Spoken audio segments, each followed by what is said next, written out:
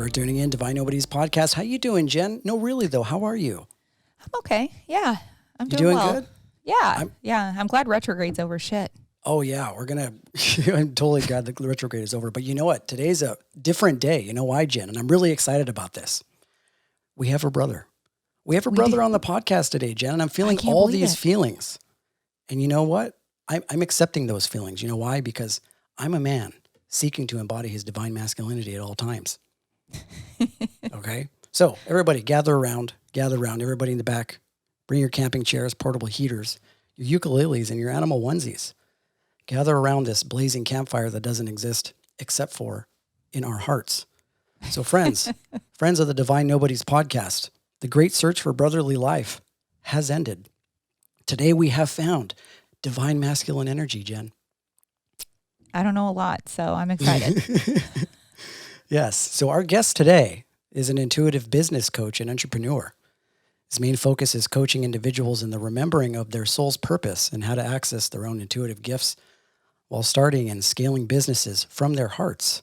Outside of his coaching business, he founded Black Sheep Masterminds, in-person events and experiences for entrepreneurs who don't follow the flock. And also, he's the co-creator of the Six-Figure Wolfpack.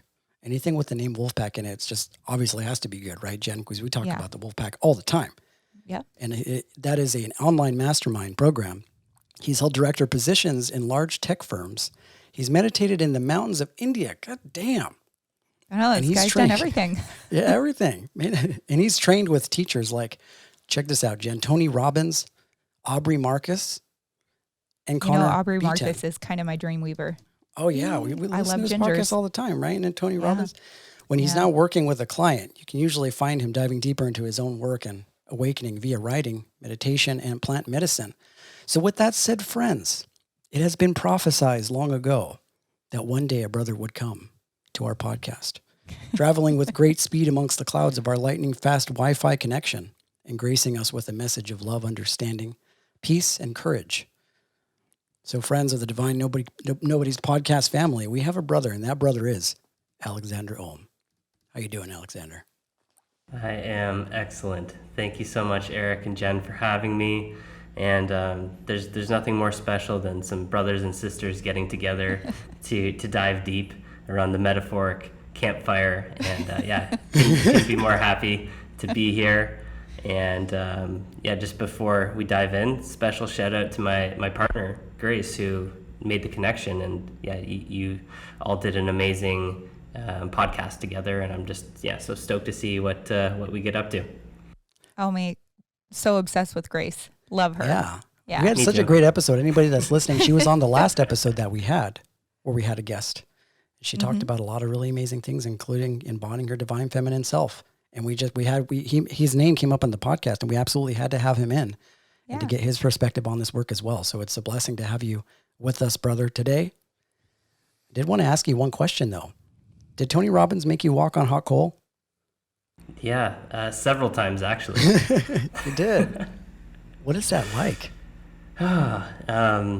It was interesting, but not what I thought. You hear things like jumping out of airplanes and walking across hot coals, and it sounds very extreme. But in that environment, everyone's doing it. You're so pumped up, and he gives you these mental tools to get in the right mindset to be able to essentially do anything. And the whole idea is overcoming a fear and seeing yourself doing it, seeing your brothers and your sisters doing it alongside of you, and it feels amazing on the other side. And believe it or not, you don't feel anything on your feet. Oh, wow. I've never walked across hot coals, but I have jumped out of planes, and it's not that bad. So. Oh, Jen has like over 6,000 jumps, right? Jen likes to jump out of planes. It's one of her things. Not that many, but a lot. Yeah, she hangs out in the firmament. So we have a lot of ground to cover. Alexxander, you're a man of many, many talents, and we want to try and get into each one of those accordingly. We're going to be talking about some divine masculinity, which is men's work that you're really, really grounded in, as well as sacred unions and relationships. And also wanted to ask you about your coaching business. But before getting started with all of this, can you tell us a little bit about your journey? What got you into this work? Yeah, it was an interesting journey because it started out pretty typical. Went to business school, got a really good job out of school, got promotions in that job, got the company car, the bonus, was traveling around. Everyone seemed impressed by my title, and it was actually, on the outside, looked to be a pretty bright time for me. But then I would go home, after a day full of sales meetings and after maybe one too many beers, and just sit at home alone and not feel great. It was, kind of dark here and there, and so that was kind of confusing because everything that I was told to find success, to find happiness, I did, and I didn't find it. So that left me in a space of curiosity, of wondering, and at that time, actually a big catalyst for me was listening to podcasts as I was driving around. I was living in Toronto at the time, so I was commuting hours and hours and hours in traffic. And yeah, it was actually probably Tim Ferriss, his podcast, that sparked something inside of me, because he was talking about business and being successful, but then he talked about, using mushrooms and, plant medicine and meditation and cold plunges. And so that really started something inside of me, where I saw that there was another possibility. And yeah, after reading his book, which I bought after listening to his podcasts, I went into work, gave my resignation, and a lot of my friends and family were kind of confused.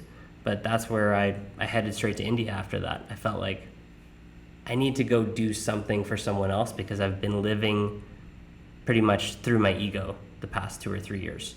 And so that's what led me to India. And then I just got dropped in the middle of a beautiful energy bomb.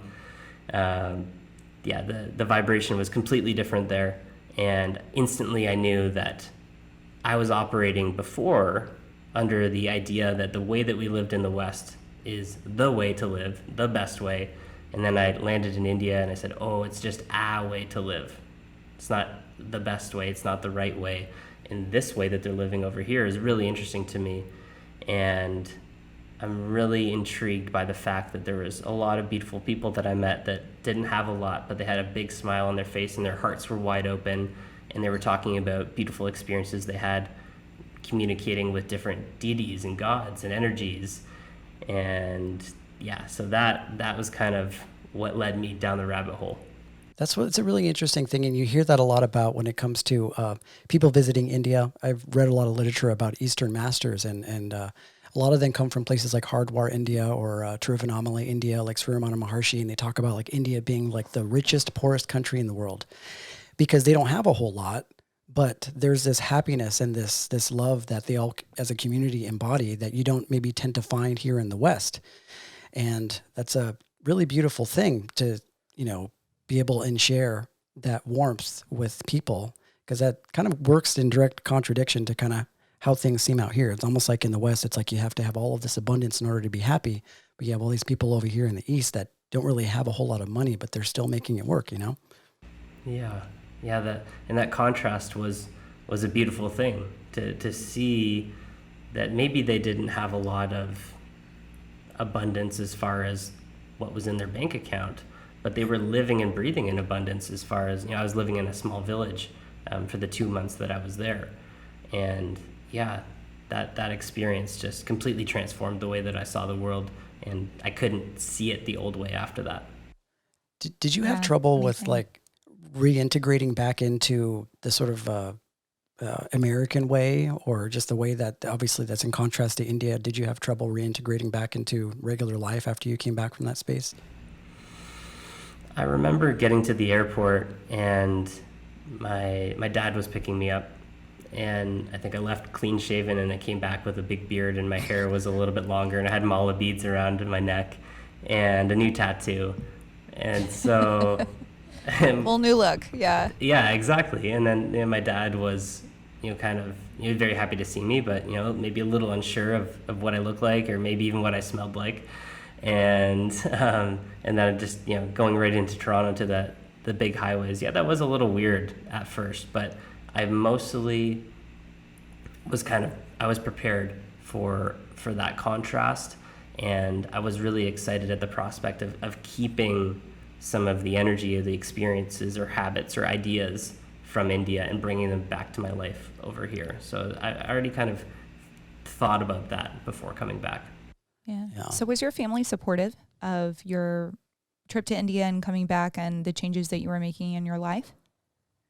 Yeah. Or was there like a lot of confusion? They were confused.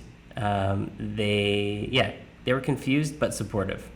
Oh, okay. Okay. Yeah, I think I was really, really blessed, especially in my father. He just, is whatever makes you happy. And he really wanted me to have a solid background of. He said, it's very important to go to university, and then the way that he grew up is, we'll get a good job and make sure it has good benefits, and also see if it can get a lot of time off so you can go and do what you really love, which is just the model that he grew up in. So I think he was confused and also maybe a little excited that, hey, I'm doing something in a different way. And it's amazing to see, as we start to talk about the divine masculine, is that he has really embodied a lot of the things that I started to explore, like meditation, rapid learning of some of these different areas or concepts, plant medicines. So that's been really cool to see the shift in him as well. Wow, that's awesome. Yeah, so speaking of the divine masculine, it's a really amazing gift to have the opportunity to speak with a fellow brother in our community. And this is for the same reasons that Grace kind of talked about in her episode when she referred to the sisterhood wound and how women fear interacting with each other. And I think the same is true when it comes to men. Men have this same wound, and it seems to manifest through things like competition, judgment, violence, all the ways in which she talked about as well. And so it's a gift to meet kind of a fellow brother in the softer space of spirituality, because when we have a dialogue, we get the opportunity to have a dialogue that men don't often get to have, and that's about feelings, and it's about spirit. So why do you think there is this disconnect and this distrust men have for each other, and why are men's groups and men's work so important for us to tap into that side of us, that divine masculine side? Yeah, I have thought about this a lot, and I believe probably a lot of the distrust or the cautious energy that men might have towards each other likely stems from past lifetimes or history where primarily men were used as frontline infantry or frontline troops, or whatever, in all the wars that were fought. So it's not to say that women haven't had horrible experiences in the past, and there's casualties from conflicts and war, but I think primarily men were the front pawn pieces that were taken out of their villages, and a sword or a spear in your hand, and say, okay, you have a brother, he's from a different country, now you have to go kill him. Everything about him is evil, and you can't trust him, and he's trying to trick you, and he's trying to come and kill your family. And we've had thousands of years of those experiences, and it's really starting to shift and change now. But I think that's probably an underlining energy, especially when it comes to the physical aspect of, do I feel safe around a man, and can I trust him around my loved ones and my family? So that is why men's work is so important, because men seem to have these shells. They're walking around with this hard exterior, and in the men's work containers or circles, you have the opportunity, as men witness other men take off those shells and see what's underneath, it gives them permission to do the same thing. And when a bunch of men get together and do that, and they open up their hearts together, you see real magic happen really quickly. And this was my experience anyways, is all of a sudden there's a new hope for the future, that all the ways that I witnessed men growing up in media or on the news, where they're getting into fights or they're starting wars, you see this other side of men that's soft and strong at the same time, and that they would do anything for each other, they would do anything for their partners, for their family, for their communities. So yeah, there's so much available to us through men's circles, men containers, men's work. And I think we're just starting to scratch the surface. Yeah, that's really, really beautiful. And I totally agree with that. I mean, and, Grace actually pointed to how the possibility of the trauma that women experience coming from like the Salem witch trials or some type of conflict like that. I had this a few different experiences on plant medicine in the past where I would just end up staring at myself in the mirror for like 10, 20 minutes, maybe even an hour. And I saw myself as this like Aztec warrior. And when I looked into my eyes, I saw the trauma and the pain of all these different various lives that I've ever been through. And it was really difficult to look into my own eyes because I felt the suffering that I went through because of war.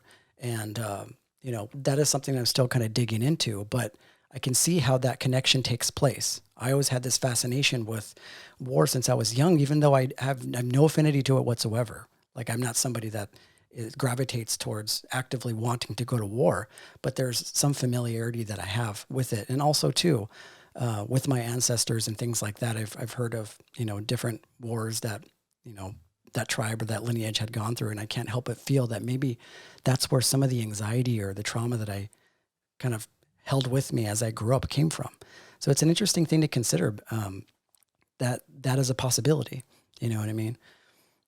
Yeah, it's really interesting that you mentioned that experience too of staring in the mirror and staring yourself in the face and the eyes, because that's one of the first things that I would get men to do in circle is to stand across another man and just stare into their eyes and just hold space and revert from your normal patterns of maybe laughing or shrugging off or breaking eye contact. Just hold eye contact with them, hold space and see them. And just that alone, you'll see men break into tears or they'll just completely transform in front of your eyes. The other reason that it's interesting that you bring that up is I had a very similar experience in a plant medicine journey, and I was, in the mirror. My experience was a Native American chief of some kind, big headdress, and this wave of reverence and respect and power just washed over me to see that in some capacity, energetically or in a past lifetime, that archetype exists within me or is available to me. That's cool that you brought that up. Yeah, and I have a very similar perspective when it comes to men's groups. I mean, we talk about this on the podcast a lot. I grew up around a lot of women, and I grew up very wounded by my father, who was, a masculine man. So I had this disconnect between that side of me for a long time, and so I treaded more into sort of like this softer space that was more female. And I had this, I wouldn't maybe call it a fear, but this uncomfortable feeling when it came to being around men. And then when I found out about groups like Sacred Sons, which you're probably familiar with, I attended a few of their groups, even some of their calls. And, it's a beautiful thing because it's so surprising when you're amongst these brothers sharing emotions that typically you don't share in regular everyday life.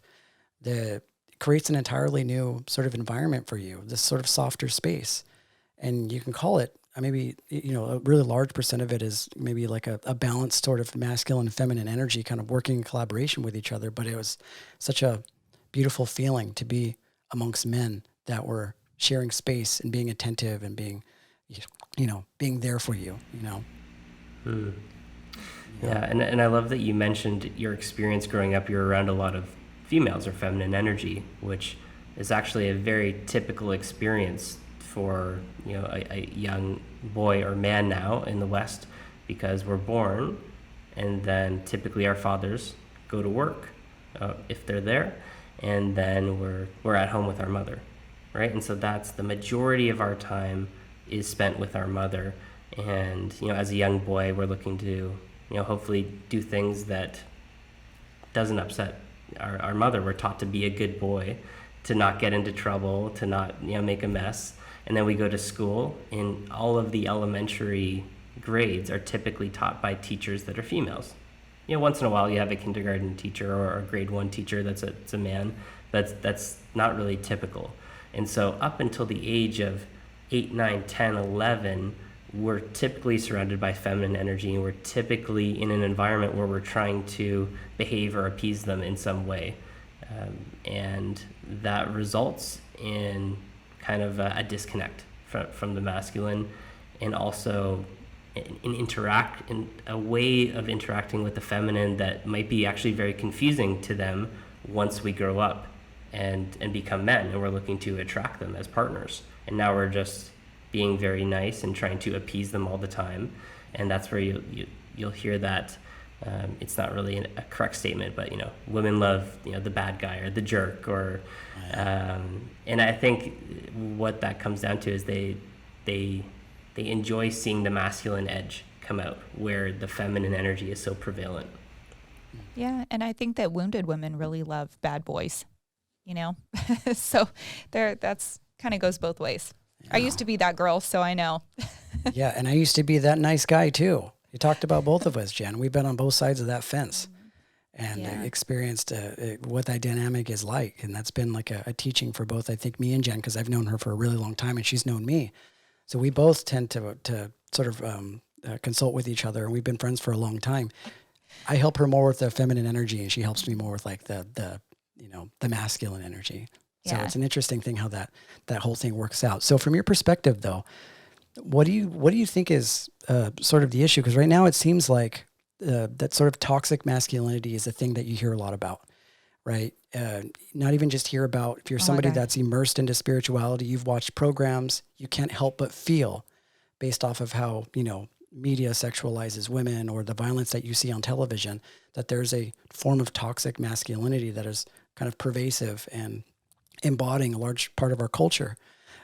Why do you think that is, and what can people do in order to sort of diffuse that and bring us back into maybe like a form of balance? Yeah, the root cause of the underlying issue, I don't know if I could pinpoint that, but what I've experienced in men's work is that when men feel safe with other men, they instantly transform into this different version of themselves, which is really excited to change in a positive way.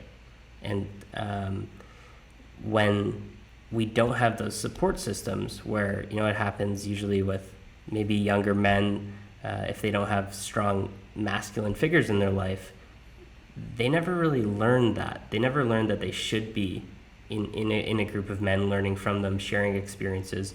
If you went back 400 or 500 years ago, if you're a young boy growing up, you're instantly thrust into the world of masculinity because you're probably working with your father in his business, or you're helping one of the other business owners in the town, and you're constantly around older men. So I think this stems from a lack of masculine leadership in young men's lives, and in regards to working with quote unquote toxic masculinity.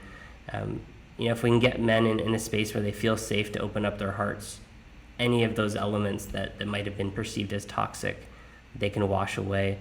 And also that idea that men are inherently maybe very close to that edge of toxicity, that you're one step away from being a toxic man, maybe holding space in a different way in the next couple years, the next couple decades, of saying, we understand that men have done horrible things in the past, but that doesn't have to be you. That doesn't have to be your story anymore. We can paint a new picture, a new story for men and for the divine masculine. And for me, that really starts with personal accountability, taking accountability for your own experience, and operating in integrity, of saying, I'm what I say and what I think I'm going to uphold, and people are going to learn that they can trust me, and I'm going to learn that I can trust myself. Yeah. You had this really great video on IG about how it's in our nature as humans to evolve. You talked about the world around us evolving, things in life constantly changing, and that it's our job to not follow a path so closely related to what has already been done through our lineage. And this is really powerful because this calls for a certain responsibility that I think we need to take over our own evolution, that maybe we shouldn't become stagnant in repetition and things like that. Can you talk about why it's important to embody your own change and your own evolution, and why repetition seems to kind of keep us from our own growth?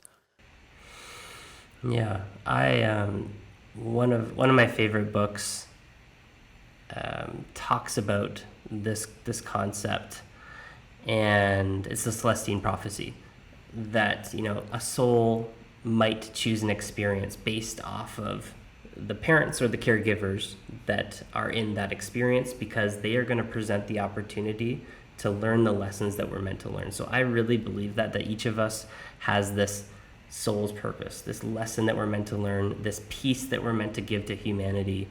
And when I connect with that, my whole world lights up. Things just start to happen. And when I forget that might be a part of my experience, everything falls flat. And I've seen the same thing with clients and with other people. So it's just been true in my experience that a natural growth or evolution is really, really important to me in my experience. And Tony Robbins says, if you're not growing, you're dying. And I don't necessarily fully agree with that statement, but progress is another quote that he might have, is progress equals happiness. And so when we are moving in a direction where there is the possibility of change, something ignites in us. Mm-hmm. And that is so powerful. It has the power to do anything, I believe, in ourselves, with other people. That's why Eckhart Tolle's book A New Earth is so popular, I believe, because there's this new possibility that is not the same as the past, and that just clicks something inside of our soul, of our heart.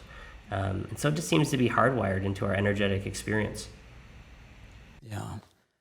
Yeah, I find that to be true, like personally, anytime I'm feeling like really stagnant in my life and my job, or, even in like my practice, like my morning meditation or whatever, and I feel like, I don't really want to do that. Like there has to be some kind of forward progress. You have to have something that you're actively working for. At least for me, like I need that motivation. I need something to wake up for. And for me, progress and change, or progress on whatever project I'm working on, or whether it's like at work or an art project or whatever. So just real life applicable example. And it makes me think of like what Krishnamurti, there's an author, Jiddu Krishnamurti, that I really, really enjoy. And he talks about repetition. It's like, as long as we're repeating something that's already happened, something that exists within the realm of conditioning, within the realm of time, and that ceases to be creative. And that's the one beautiful thing that I love about spirituality, is it's one of those things that sort of calls for us to evolve and constantly evolve. And maybe perhaps that's the reason why maybe like the Christian church seems to be hitting a wall, because they are so set on not evolving and moving with the times. Mm-hmm. And we look at everything else around us, including nature, everything else, anything that we see in nature evolves and changes. But for whatever reason, people have this belief that, we shouldn't evolve, that we should remain the same. And it's crazy to see that everything around us in nature sort of teaches us that change is something inherent and constant. But a lot of people have a lot of fear around it, Why do you think people like fear change so much? It's unpredictable. It's the unknown. I think this is something that Joe Dispenza talks about quite a bit. And this is something that Grace and I are studying right now. But if you're creating from a familiar past, you can only expect very, very similar results. That's just kind of how it works. And so that's safe. If you go back to our basic, fight or flight mechanisms, that's predictable, that's safe. We know that if we're creating from a familiar past, that we're not creating any saber-toothed tigers that are gonna, jump out and attack us. If we are creating a brand new future, which is unknown to us, that could result in so many amazing things. New sources of food, new opportunities for our species. But there is the small possibility, because it is unknown, that something in that experience could be dangerous. And that's the leap of faith, I think, that we're all called to take, is to say, okay, we know what's going to happen here. We know what this looks like, the repetition of the familiar past. And I think adventure or exploring new areas is another thing that's hardwired into us. Spiritually, physically, we are explorers. And not everyone puts their hand up to go onto to the boat across the ocean to the new world. But those people that have that courage in their heart, and they say, I know it's an unknown and I know it could be dangerous, but I am far more connected to the possibility of amazingness there. Those are the people that create real change. And I think, the two of you would connect with the term light workers. I think a lot of light workers have that inherent spark of courage. They're saying, I know some things are unknown here, and I know that's kind of scary, but that change is part of my destiny. That's what my soul is here to do. So despite the little fear that I'm feeling right now, I'm going to do it anyways, because I know I'm called to it, and I know ultimately that I am safe, that I am cared for, that really, truly, at the end of the day, nothing could happen to me that's quote unquote bad. Yeah. Change is inevitable though. I find change to be fun, but that's the only constant in life, is that it's always going to change. Nothing is permanent. Nothing is forever, no matter what it is. But I love Joe Dispenza. He's one of my favorites. I've read all of his books and I love his teachings. But it's pretty interesting. People who are, go to work, come home, cook dinner, go to bed, go to work, come home, cook dinner, go to bed. He has like a real life example that I think is, it's a small step, to getting used to change and kind of rewiring your brain. He was like, well, maybe you take one way to work every day, maybe change your route and take a different route to work that day. And just by doing that one small thing, it opens you up to new possibilities, that one thing. And it's so minor, right? Yeah. I love that example too, because when I previously had a job where I had to drive every day, it would be on the weekend and I'm trying to go somewhere else, and all of a sudden I take the on-ramp that leads to my work, and that was like, oh wow, those subconscious patterns are always running. I did that automatically. I did not think of that. What else is happening automatically or subconsciously? And it's in breaking those subconscious patterns that real change, getting conscious to our traumas, to our pain points, to these like the loops, right, that are running in our experience. If we can get conscious to them, we have the opportunity to maybe break it and then change and evolve. It makes me think of this quote by Osho that I talk about all the time, because it's exactly what you're talking about, which is courage is a love affair with the unknown. And you'd have to take a lot of courage in there, because, it's an unknown space, but all the probability and all the potentiality exists within that space of, just being in the present moment. You know what I mean? And this almost, like what you're talking about, almost seems like this call for us to move away from the sort of primitive instinctual sides of our humanness and evolving and accelerating into our spiritual selves, right? Because you're talking about, as long as we're operating from, I imagine, the ego, which is an instinctual sort of function, we're always going to be looking for that saber-toothed tiger, operating from fear. But it's like when, at least from my experience, when we start opening up to love and we start, seeing that as our active reality, that fear sort of diminishes. You're thinking about things like being eternal. You're thinking about the divinity of God. And all of a sudden you go from this scary space into this space where you feel completely taken care of and completely supported. It's a beautiful kind of perspective to have when you elevate to that level. But that's what it reminds me of, is dropping from your ego into your heart, Yeah, absolutely. Well, speaking of change, moving from Canada to Mexico, so what sparked that? That's a huge change. And that's a scary, life change. Oh yeah. It's a scary life change. It's kind of like walking across the hot coals, that it felt scary at first, but once we started doing it and did it, it wasn't that scary. But last winter, we decided to come down for a month and just get away. And when we came down, all the flights got canceled. And so, hey, I guess we were staying a little bit longer. And we ended up staying in Mexico for 3 months. And so we really got a sense of what it was like to be here. And so after that, we went to Costa Rica, then we spent some time in LA, and then we eventually drove back to Canada. And so we were back in Canada, and we have a lot of amazing friends and family there. But as soon as we got back into Canada, we just didn't feel quite right. Nothing was inherently wrong, and things were typically going well, but we just didn't feel quite right. And that's kind of a hard thing to describe to people. But we actually, Grace and I share a coach.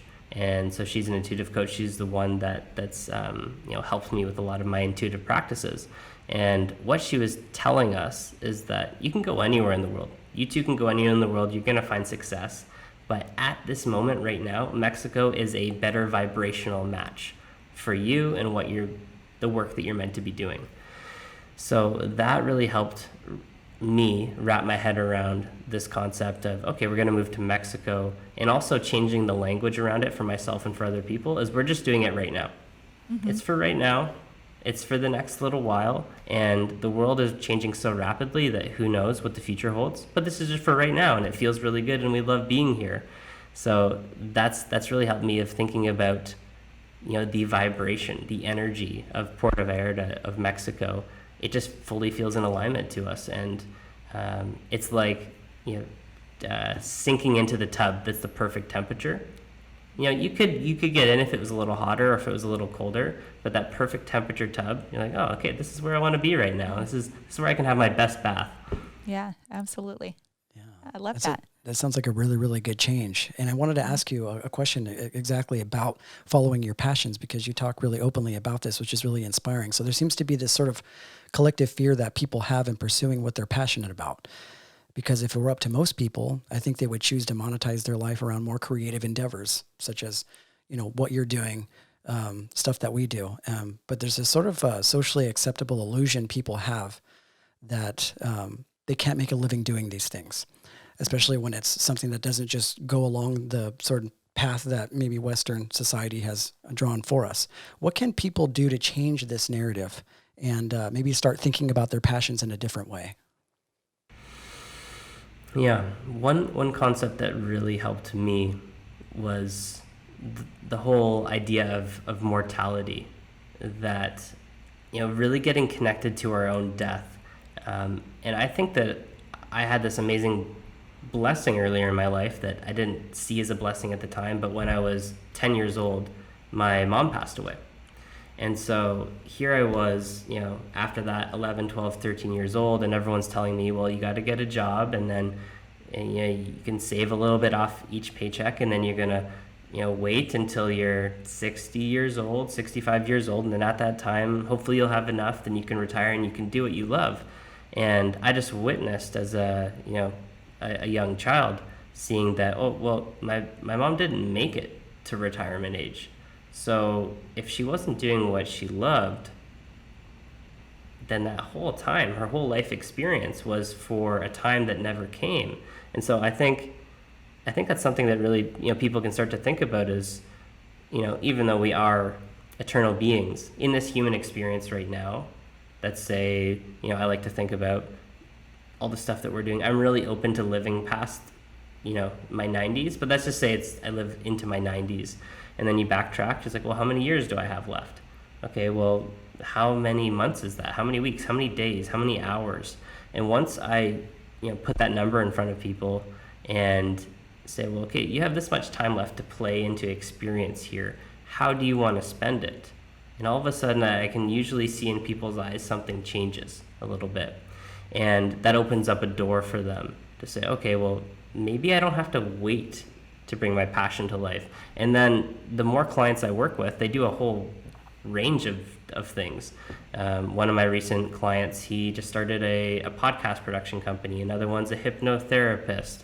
Another one is a painter. Another one's a photographer. So I have all these people that do all these different things that when I talk to someone and say, look at all these people, that they had jobs and now they're doing what they love. And yeah, it's not always easy, but it's so worth it because it's what you're meant to do. And so that's really, really helped me of, it seems a little dark at first, but, thinking about your own mortality, that, hey, there's an hourglass and it's flipped over and there's only so many grains of sand. So what do you want to do with those grains of sand? Yeah. Absolutely. And it's totally true. Like when I think about how people normally look at money, because people have, I guess, more commonly unhealthy relationships with money, but that whole narrative of like, oh, you have to constantly save for a retirement that you're never going to be able to appreciate. It's almost like this feeling of fear, like somehow time's running out. And I used to be one of those people. I used to be like really, really weird and had an unhealthy relationship to money because the way that I grew up was very poor. So I started operating as if somehow I wouldn't have it for long periods of time. And after a certain period of time, now being in my 30s, that fear and that trouble never came into my field. And I started thinking to myself, like, why should I operate from this way? Started becoming more present with the experiences that I have in front of me. And it's a really empowering feeling to just live in the moment and to, like embody more of what's in your moment, like what you're talking about, but it takes a lot of courage because a lot of people are afraid of that, Yeah, it does. It takes a ton of courage. My grandma always said, if it was easy, everyone would do it. And it's so true, right? It's because it's hard, and that you have to challenge yourself. You have to try, if you want to achieve that blissful type of happiness, don't waste your life, working a 9-to-5 job that you hate.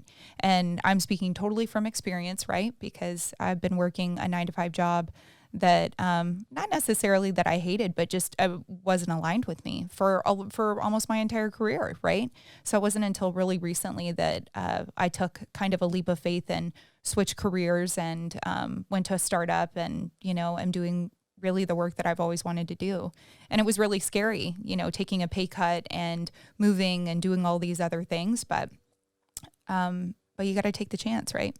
Jen worked in pharmaceuticals for many, many years, and now she made this huge transition. She works at Field Trip, which is a psychedelic therapy for ketamine. Which coincidentally is a Toronto-based company, and I was just in Toronto last week, so for the very first time.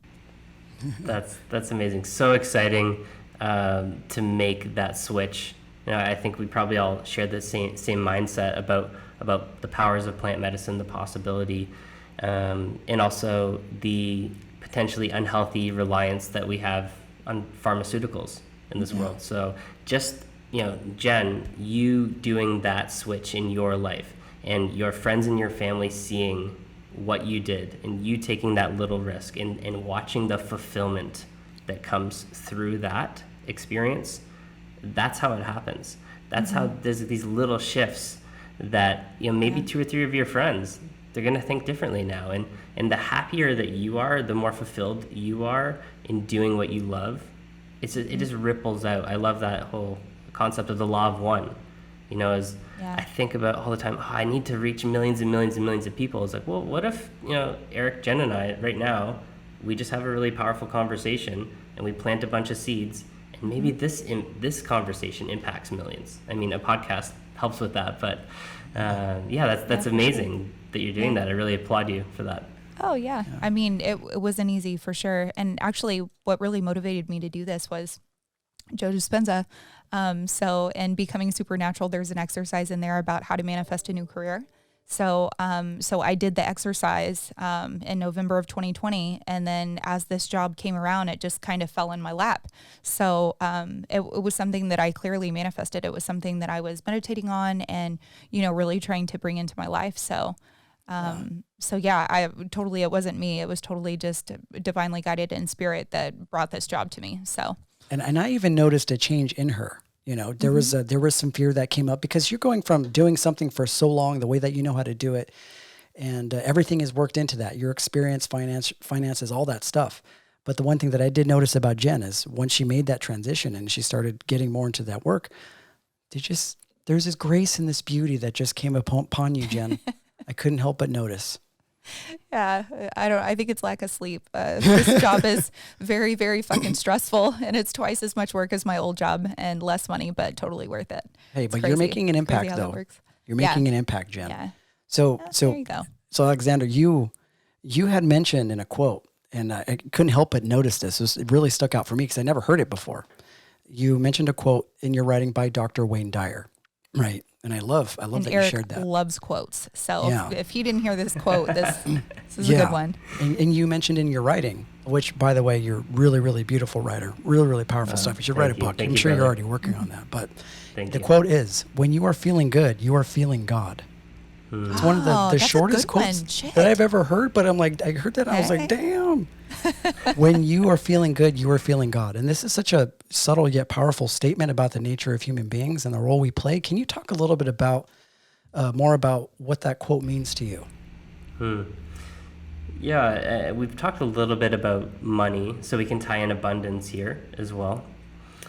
Is that I think and believe, and at least in my experience, but I believe it's true for other people, that our whole purpose here is to come and to be in a state that is aligned with the divine, which is, humans might say, well, I feel really good today. I feel really good. I feel really aligned. I feel in my body. I feel inspired. I'm feeling like I'm following my intuition. And when you feel aligned, when you're in your body, when your energy is balanced, when you are experiencing all those emotions that everyone talks about of like joy and excitement and adventure, that really feels like, to me, the divine speaking to you, the divine working through you, and you moving closer to a state of being connected with the divine. There's a book that I'm reading right now by Jan Price. I can't remember the title, but it's about her experience of she had a heart attack and she died for a few minutes and then she came back. So she's interviewed all these people that had these near-death experiences, and it's very similar stories over and over and over again. There's the tunnel, they go towards the light, and then they're on this other side, and they have these different interactions with guides, with past friends and family members, and the common message over and over again is that you're supposed to go back there and just feel really good. Just do whatever you can to feel love, to feel peace, to feel joy. That's literally your job on earth. Go back and do that and give yourself full permission to do that. And one other person that I really enjoy their work is Esther Hicks or Abraham Hicks. And I love how he talks about the vibrational scale of emotions, right? And so down at the bottom, you're depressed, you're completely blue and dark, and at the top, it's pure, abundance, joy, and bliss. And I notice in myself that when I'm lower on that scale, and I make a conscious effort to raise up, that maybe I'm depressed, so I get angry a little bit, and then I'm frustrated, and then I'm just content, and then maybe I get up to happy.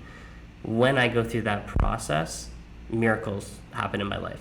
When I consciously push myself into a higher vibrational state, experience higher emotions, I experience the divine in my experience. Yeah, I love how you mentioned being, because it's like one of those things that just comes naturally to us as human beings. But I think maybe it's a Western sort of form of conditioning to feel as though we have to really, really struggle and suffer and kind of beat our own asses in order to be able to be happy and live the life that we want. Yeah. But you're talking about just embodying that beingness. It reminds me of a quote, and I'm going to read a couple more of these. Tell us more. Tell us about this quote. He has a really powerful quote. I'm not going to call it a quote, but it's just more of a writing that he had on his IG. And I'm going to read it off here, and I'd love to get your perspective on it. And it says, the place where your energy meets the divine is where miracles occur. The fact is, this is happening all the time. However, we are often not conscious of these events taking place. And the less awareness we have to the miracle of our world and universe, the less we will attract and enjoy. Your job as a human, as a spirit, is to simply be your fullest, your truest self, right? And you said your job as a human is to simply be. Now, someone not as familiar with, let's just say, the spiritual context of this quote may interpret this as maybe somewhat of a paradox. It's as if to say to just chill, do nothing, somehow remain stagnant, but in the spiritual context, there seems to be more of a meaningful action behind your words. What are some ways that people can proactively be themselves in the way that you're talking about? I think this leads into the idea of listening to your heart or listening to your intuition and following that. That is when I am being, is when I'm listening to my guidance. And that guidance might lead me to sit and meditate for 30, 40, 50 minutes on end. Or it might lead me down the street with my camera in my hand and I don't know why. But I'm not in the future and I'm not in the past. I'm not anxious or I'm not depressed. I'm just in this present moment listening to the guidance that I'm getting and surrendering to it. I think surrender is probably a pretty powerful word there in regards to being, as you're surrendering to the experience. You're surrendering to the environment. You're going with the flow. You're not fighting.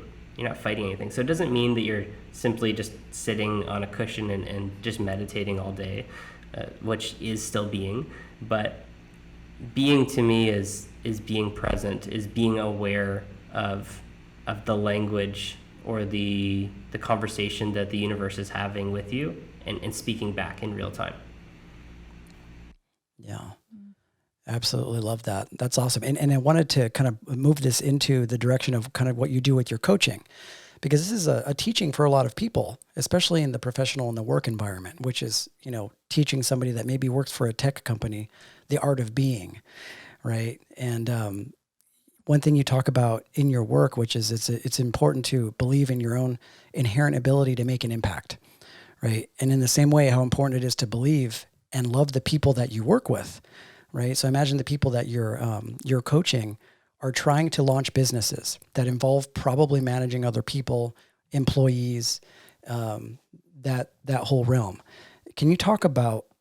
And this is one of the things that I feel like the professional world, I think, leaves out, which is how important it is to love the people that you work with. Like, you know what I mean? So can you talk about why it's so important to not only love what you do, but to love the people that you work with? I believe that people are the main method of communication with the higher, with the divine. You know, there can be little synchronicities that happen where, you know, it's cloudy out and you look up and the sun suddenly breaks through, or you're walking down the street and a feather drops down. That happens all the time, and those can mean a lot of things to a lot of people. But typically, if you're having a intuitive experience, or if you're really being aligned in yourself, is that you're having really powerful experiences with other humans. And when you pick a direction for your business, let's say, okay, I'm going to make a offering or a product or a service for a group of people, you're saying that, hey, I want to spend countless, hundreds, maybe thousands of hours with these people, right? And so I think a lot about strengths and weaknesses in a business, and redefining what that even means. So strengths are things that give you energy in your body, and weaknesses are things that literally make you weaker. So for me, when I'm talking, when I'm coaching, when I'm writing, it's a strength. I feel more energy in my body, in my mind, in my soul. And when I'm in a spreadsheet, when I'm going into finance, I can do it, but that's typically going to make me feel a little bit more tired, feel a little weaker. So when you're choosing who you're working with, who you're surrounding yourself with, the company, the coworkers, the clients, if those people don't give you energy, you're signing up for a life of depletion. You're signing up to be tired every single day. And when I'm tired, it's harder for me to be intuitive. When I'm tired, it's harder for me to be inspired. When I don't have my energy available to me, I feel like the world isn't available to me. So I think that little, it seems like a small decision at the time of who do I want to work with, what company do I want to be at, who do I want to hire to be my partner in my business, any of these ideas. It's so important, because it's going to dictate how you feel on 10:35 a.m. on a Tuesday, right? Are you going to be, at the office humming away and you're sipping your coffee and you're just loving life, or are you going to be looking at your clock and going, when is lunch coming? And those are just like two very different worlds, two very different experiences, and we have the ability to choose. Yeah, absolutely. I've been involved in multiple businesses, and the businesses that were successful were the ones that I really had a passion for. Starting a business to make money, or because you feel like it's going to be a good money-making idea, is never the right way to choose, because those businesses always fail. I mean, running your own business is tough. It's hard, and you have to have like a fire burning inside to make it work. So I had a question for you, because I was reading on, I don't know where I read this, I think maybe on your bio, that you coach people to remember their soul's purpose and access intuitive gifts. How do you do that without giving away your course, right? Like in 100 words or less, like how do you coach people to do that? Yeah, so I think it starts with, let's talk about intuition first. Is tuning into their experience. So right now we're all sitting here and we are talking and we're listening to each other. We're not fully present into our bodily experience. So I might ask, Eric or yourself, Jen, how are you feeling right now? Like, what's the cadence of your breath? How fast is your heart beating? What do your shoulders feel like? Is there tension in there? Is there energy? And so just starting to play around with the experience of your body and seeing what different things remind you of. And you're like, oh yeah, my shoulders and neck are kind of tight right now. I'm like, well, okay, well, when your shoulders and neck are tight, what's usually happening? It's like, oh, I'm not getting as much sleep because work is super stressful, and that's where you might hold it.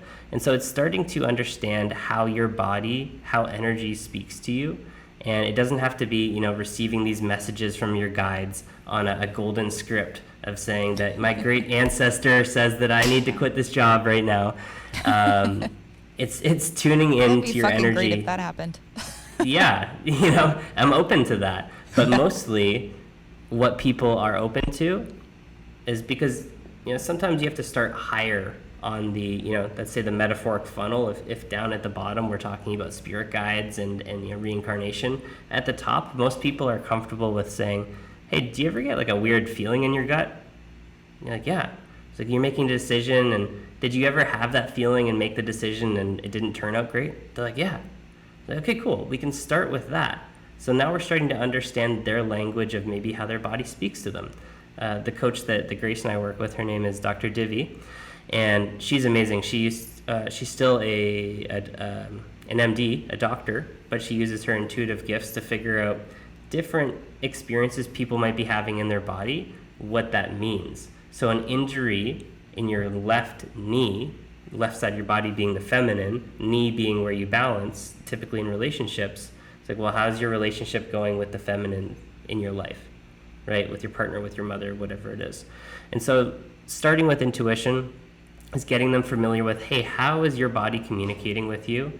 And how do you typically make decisions based off of your body? And I would probably give someone a really, really high level intro into intuition, of saying that we all receive information in different ways, right? So some people see things, right? They're clairvoyant. Some people hear things, clairaudience. Some people feel things in their body. They physically feel it. Some people have this deep knowing, claircognizance. And so it's just starting really high level of saying we can do all of these things, but just like some people are right-handed instead of left-handed, I can use my left hand, but I prefer my right. Each of us have a way of receiving information. So that's how we start at a really high level of playing with intuition. As far as discovering what your purpose is, what your heart's calling is, feels like the biggest question in the world, which is essentially, to you, what's the meaning of life? But where we can start is, well, what do you love to do, right? If I had a magic wand, right, and anything is available to us, and I could wave it, Jen, next week, if we have all the time, all the money, all the resources, what are we doing? How are we spending our time? And I love to build from that place, because usually that's when our heart will speak up. I'm saying, oh, okay, we don't have to worry about money or time or anything. Okay, I'm ready to talk. Or we go back to your childhood. I was like, what did you love to do when you were a child? And you said, well, I used to love to just run through the forest and get lost in nature and look at the little sparkles of dew on leaves. It's like, oh, would you like to do that right now? Maybe you would love to be a wildlife photographer, and go look at plant life again. So there's these little clues that our heart leads us. And one other element that I do go into is, what was your experience as a child? Like, what did your parents do? And if we can zoom out, saying, if they were learning a lesson for us collectively in the universe, what might that lesson be? And so I usually give people the example, my own example, which I can do really quickly. My mother was a nurse. She loved what she did. She was super, super giving. She helped so many people. I watched her save someone right in front of me in a car accident. And she gave. We didn't walk past a single person on the street that was experiencing homelessness without giving them money. And she helped so many people, but she forgot to help herself. She didn't take care of herself. And I learned that lesson so beautifully early on, that, wow, before I help other people, I need to help and care for myself. But she did what she loved, and she taught me how to really help and maybe heal people, right? And so then my father was this amazing stability in my life, and he did this job that he didn't really love or like for 30 years. And it was stable, and it put food on the table, and I'm so grateful for that. But he would rush out of that place at night or on the weekends to do what he really loved and his passion, which he loves fishing and being in the outdoors. And now he's going to retire and he's going to start a fishing business, which is amazing. But awesome. I got to see him be a completely different person on the weekend. Yeah. His energy changed, his mannerisms changed. And so I took my mom's experience of saying, wow, I see the benefit of really helping people, maybe healing them, guiding them in some way, but also doing that for myself first. And then I looked at what my dad did and I said, well, he showed me that it's so important to do what you love. And yes, there is some stability in that job, but I also see that there's an opportunity to do what you love and maybe create an amazing life from that. And I've kind of taken those two experiences and combined them together. Oh, this is maybe what my lesson might be, is taking those two and putting together. Maybe I'm here to learn that for myself. Can I do that for myself? And also, can I inspire other people to do it? So these are all clues that we might be able to stitch together, taking the whole experience, throwing it at the wall, and then looking together, me and the client, or, me and the two of you, and we look at it and say, well, what do we see? What patterns do we see? What's exciting here? And that starts us off on a journey. Absolutely. I love some of the advice that you gave on your page about starting your own business, because this is a huge guru misinformation, to quit your job and jump, straight out of the frying pan and into the fire, right? And I feel like that's terrible advice. There's so much stress that comes along with not having an income and, okay, what the hell am I going to do? And small businesses, it takes a while to get them off the ground. It doesn't happen immediately. It does for some people, but that's a very, very, very small percentage. So I liked your advice that you gave not to quit your job, to maybe ease into it, because what's the hurry? I mean, if this is something that is aligned to you and is going to work eventually, what's the hurry? Why do you need to quit your job right away? And risk having all that stress. Yeah, thank you. Yeah, I really encourage people to do that if they can. You can use your job to fund your business, essentially. Right. You can get paid to start your business. And there's a lot of amazing opportunities that come with that. I always have to add the caveat that I didn't do that. Yeah. So I know that once in a while, some people, they're just so fed up or they're just so inspired that they just have to jump off the diving board. And that's okay too. You're going to be caught and you're always going to be okay. But if you can, because as you mentioned, it's really hard. You can't really sugarcoat it too much. It is hard to do your own thing, to be an entrepreneur. And also on the other side of that, it's everything that you've ever wanted. And if you can make that transition a little bit smoother, then give yourself that gift. Yeah, why not?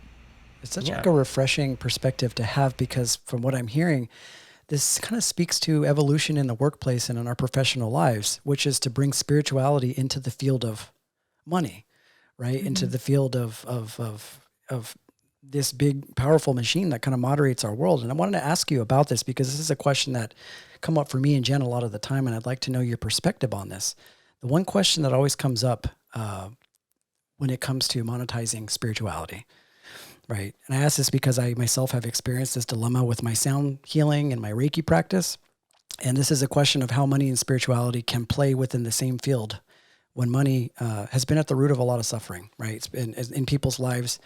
And because of this, a lot of people have unhealthy relationships to money, and especially in the spiritual community. So can you talk about how spiritual wellness services and money can coexist without it being perceived as like a negative thing?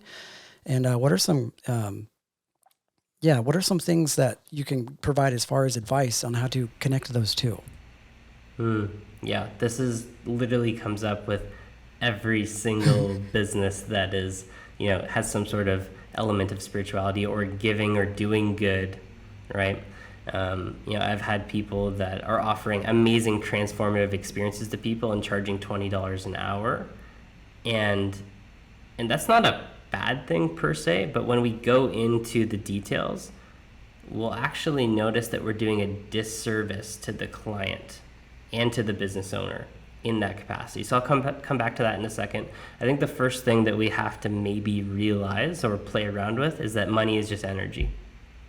Money, like before, it was even just like, this is just a piece of paper and some little pieces of metal. Then it was like, it's just a number on a computer. it's just money. And I really love the work of John Randolph Price, where he just talks about how God or infinite intelligence or the universe is abundance. That's inherently, that's what it is. It's just pure abundance. The sun comes out every day and warms the earth, and that's abundance. And so if we can start to say maybe money is an evil, right? If we can get into that space, then we can start to play around with the practicality of how this works. So one phrase that I'll use quite often is, if you don't pay attention. And so I have this program called the Intuitive Business Starter Pack, and there's been about 60 people that have gone through it. And out of the 60 people, 59 of them have started a new business and got their first customer, which for me is like the tick of success, what I'm striving for. So 59 out of 60, that's amazing. What happened to that one person? Well, they were my friend, and they were going through a difficult time. They had a lot of debt, and I said, hey, you know what? Let me just give it to you for free. Let me give you the course for free. I'll coach you for free. And, so they didn't pay anything. And when it came time to show up and say, hey, we have this coaching session. Oh, sorry, I'm busy. I had to take this shift at work. And so they're the one person that didn't pay attention. They didn't have any skin in the game, which was really interesting. And so once I start to go into these practicalities of, okay, hey, you want to help people, right? Yeah, of course, I want to help people. Awesome. So if money is just energy, and we want to have this big experience, this big transformation for your client, where you're healing them, you're helping them with sound, you're helping them with your hands, whatever the case may be, we want to use a lot of energy to do that. We're like, yeah.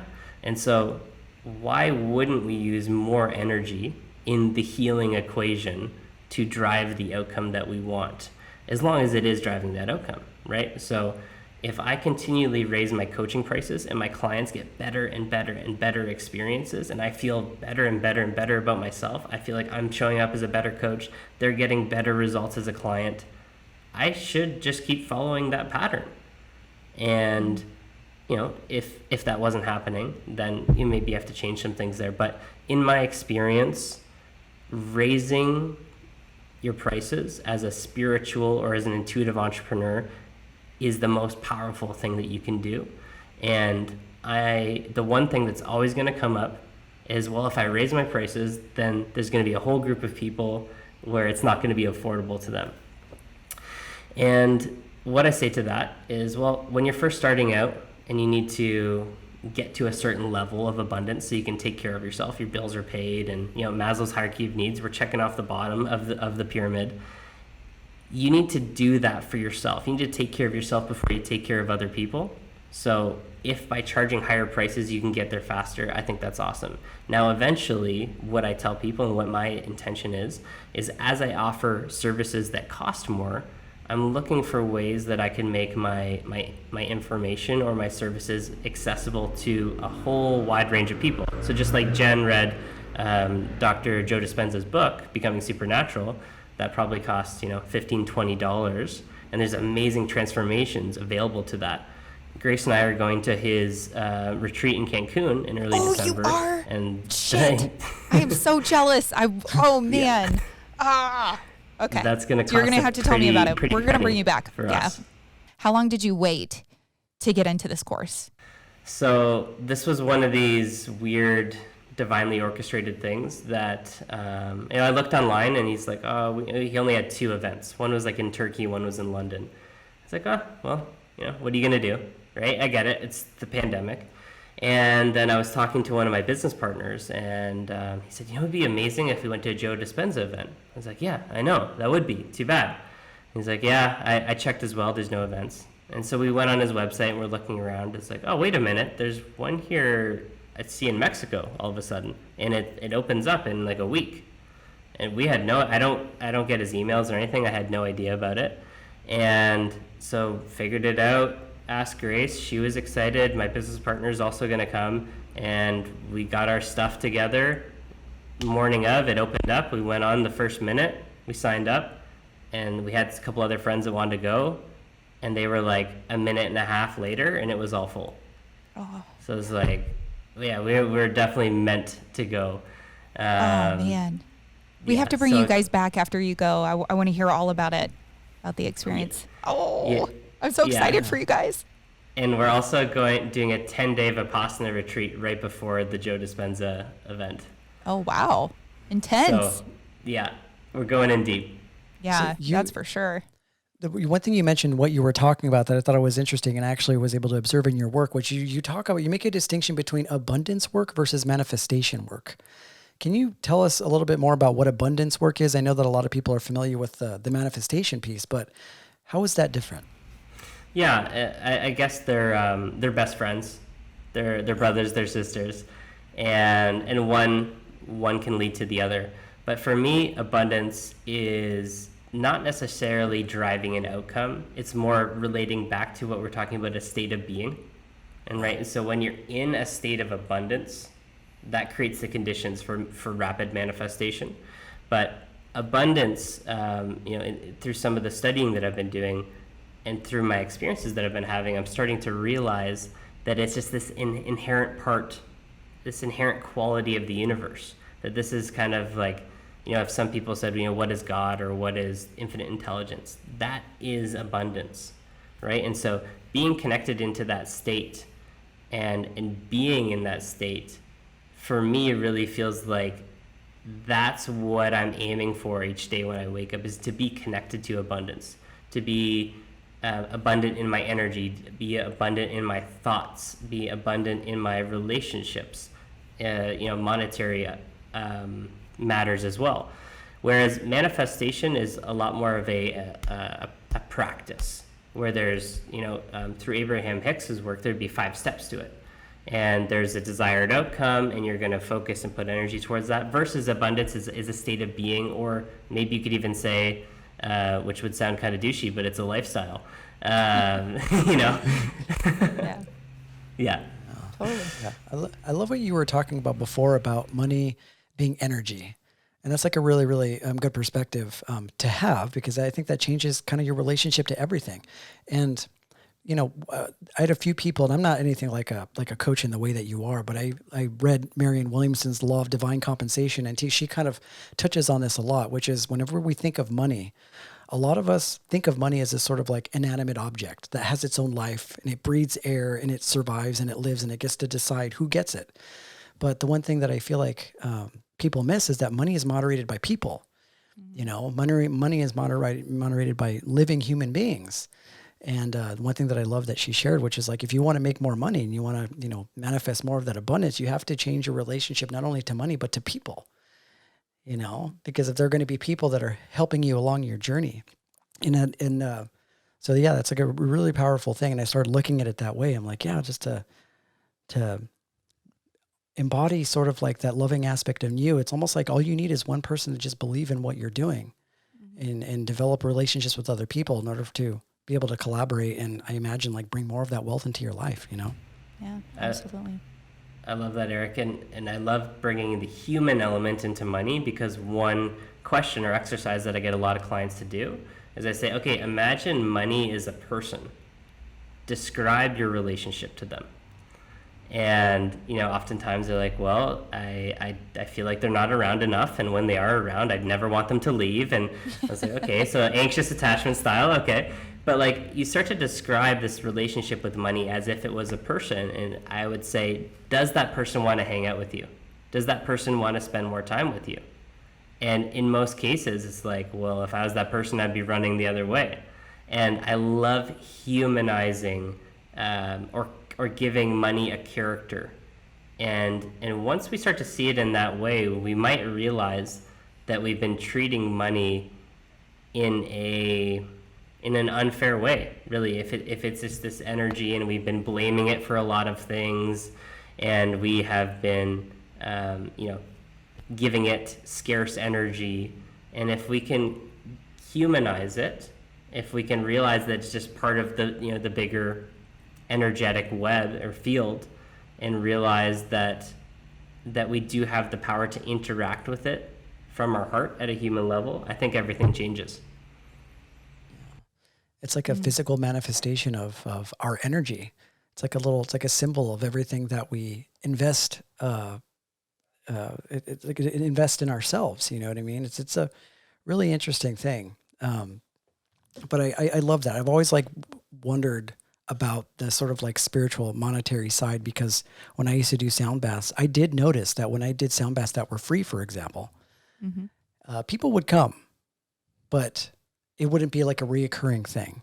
And I noticed that when I started actually charging for these sound baths, that people started appreciating it a bit more. They started, it felt like it created more of an impact for them. And I had some reluctance to do that because, you know, especially as like a Reiki healer or a sound bath practitioner, the one thing that you're thinking about is helping people and healing people. And the people that you're helping and healing are sometimes at the very bottom. You know what I mean? Like they're not doing really well in their life. And that sometimes equates to them not being able to afford these type of services. So I've had to like really, really consider those two things and find like a good balance, you know? Yeah, it is so hard. And one thing that I play around with a lot, and so you could do this as a coach or as a, you know, someone that's a sound healer, is I would ask someone like, hey, you know, do you want me to coach you? Like, yeah, that'd be amazing. Thank you, Alexander. Like, awesome. So do you want me to show up as a $1 coach or as a $2,000 coach? Pick which one. And they're like, well, what do you mean? It's like, well, which coach would you rather have? $1 coach or $2,000 coach? How do you want me to show up? And they're like, is that what I'm paying? Or forget what you're paying. Just, I want you to pick which one you want me to show up as first. And so they're always going to pick the $2,000 coach or the $5,000 coach or whatever it is. And so there's an interesting thing that happens of when we start to value ourselves more. I think it opens up our capacity to step into our highest self and to really serve. And the more we can channel that abundance, I think the more opportunities we can make for people that are at all levels of the spectrum. But it is so hard. And yeah, Eric, it pretty much comes up with every single person that I work with. Yeah. I want to move it into some talk on some sacred unions and sacred relationships, because we had the privilege of talking to Grace, which is your partner, and she spoke very, very highly of you, very much so. She thinks you're okay. Yeah. She thinks you're okay. I love the synergy that they have together when it comes to their IG and the work that they share. They're very supportive of each other, and they just have this really beautiful harmony. And I really do also love your perspective on conscious relationships. In your work, you talk a lot about the extent in which we show up for our partners being directly correlated to how we show up for ourselves. And I know that you mentioned a little bit about this a little earlier. And this is kind of a curious perspective, because many people will take sort of like an opposing route when it comes to how they go about this. When you think of how to make their partners happy, they'll think of maybe several more obvious ways, like doing nice things for them or buying them nice things, complimenting them, you know, maybe things that fall within that sort of realm of the 5 love languages, you know, and it seems to be more about giving. And so can you talk a little bit more about why loving yourself is the most powerful of these aspects, and how that sort of dynamic flows between you and your partner? Yeah, it's you know, a dance that I've still been learning and you know, trying to perfect myself. But when we are giving constantly to another, it doesn't have to be a partner either, it can be a friend, and we're giving, what can happen is that we might find ourselves in a state of depletion, or we might find ourselves in a state of expectation. Now, these are both things that we can control, because all of us know that we have infinite energy available to us. And also, we don't have to create an expectation when we give. We can do that without it. But a lot of times in a relationship or in a friendship, that can occur. And if I'm showing up and I feel depleted, or I feel like I'm not receiving as much as I'm getting back, that's when things can go off the rails really quickly. And that's just hard to keep that in a sustainable way in the long term. It's just like this crazy balancing act where it's like, well, you did these 3 things for me, so I got to do these 4 things for you. And that's, I think, how most relationships, you know, at least at a subconscious level, are operating. Whereas if you can have 2 people that commit to showing up as their best self, and that means taking care of themselves first, in order to show up in the container as the best version, so they can, they have a full bucket, that they can be giving and loving all the time. If you do that, it's always within your own control. Always within your own control, and it's never about what is Grace doing? Oh, she didn't do this, didn't do that. It's up to me. It's going back to that word of taking accountability for my own experience. And when both people feel in charge of their own experience, or in power of their own experience, and no one else can change that, no one else can influence it, the power dynamic in a couple completely changes. And I'm no longer reliant on her for anything, really. I'm my own person. And a really hard thing for us to wrap our head around, but something that our coach has been helping us with, is that yes, we believe that we're divinely orchestrated and we found each other and we're going to be together forever. At the same time, all we know is this present moment, and that we're together today and we love each other today, and tomorrow is a mystery, right? And our job is to continue to keep showing up as our best selves and keep choosing ourselves first and then choosing each other next. And if we can keep doing that, then the dance keeps continuing on. And I think that breaks down along the way if you're not filling up your own cup first. I love that. That makes a lot of sense. I've never heard anybody say it quite like that, but that makes perfect sense. Yeah, and I love that. And we talk a lot of female energy, divine feminine individuals that come on to the podcast and talk about relationships. We seldom get the perspective from a man. And I wanted to ask you about this too, because there's a lot of confusion that men typically tend to encounter when it comes to maybe situations where there's conflict with their partners. How can men better show up or embody more of their divine masculinity when it comes to these really maybe heated situations or when conflict arises? What would be, some core principles that we can practice? And I'm talking about for me as well. What can we practice with our partners whenever we run into these really tough situations as men? Yeah. I think the most important or powerful thing is taking the lead on establishing a common framework for resolving issues and a common language that you can share between the two of you before conflict even happens. Now, this could be the masculine or the feminine that initiates this, but if it's not set yet, going into the container and saying, hey, eventually we're going to have friction, we're going to have conflict. Have you learned any ways to go about that? I've learned this. Maybe we could learn this thing together, and then you find a way to dance. And it's not going to be perfect. It's going to be far from it, but you're going to have some sort of framework to follow. And then also having a common language, right? So Grace and I, if we're in we call it like a growth session, instead of a fight, there's words that we can use with each other that bring us back to these core principles that we've already agreed upon when we weren't in a heated state. For example, integrity, the word integrity.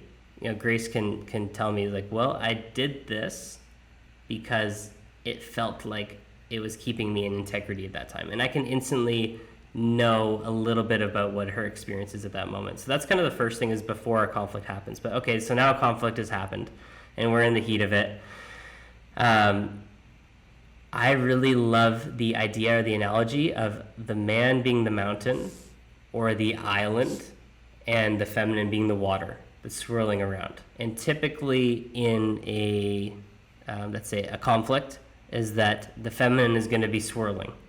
The energy is going to be moving, and it should be. That's where she gets a lot of her power from. And my advice to men, only from my own experience, is you can really tap into that energy of the mountain. You can think about the mountain has those deep roots into the earth and is immovable. And it's not that you're going to be unmovable in your stance or in your perspective, but in your energy, to be able to hold ground and to hold space for the chaos or the storm of the feminine to exist, and to not divert, to not run away, to not fold under pressure is something that's really hard to do. But just to stand in your energy, in your ground, and to hold the energy of the container, hold the foundation for the feminine to flow and to experience the full range of her emotions. That doesn't mean that we're not going to experience our emotions, but I think in that heated state, the most effective way to find understanding is to hold that grounded state. And perhaps this is what's been recommended to me, it's what's worked for me, is that if I'm heated, I go away from the conflict or the argument, and I gather myself, I understand myself, I ground myself, and then I come back and I can communicate it in a grounded, let's say, masculine energy state. And it seems to be that Grace or a female friend could receive that a lot better than if I was flowing and chaotic just like they are. That makes sense. So I was watching your IG, and you have a section that says twin flame, and of course it's all Grace, right? Which was beautiful. This is like a pretty common term that is kind of tossed around in the community, and I think kind of tossed around in a way that is a little irresponsible. So you hear like twin flame all the time, but whenever you met Grace, like what were the signs that this was your twin flame? Like, how did you know? Yeah, I think the first thing to approach or identify is twin flame is a term that connects you to an idea or an energy that is probably slightly different for everyone, just like the term starseed. Yeah. Right?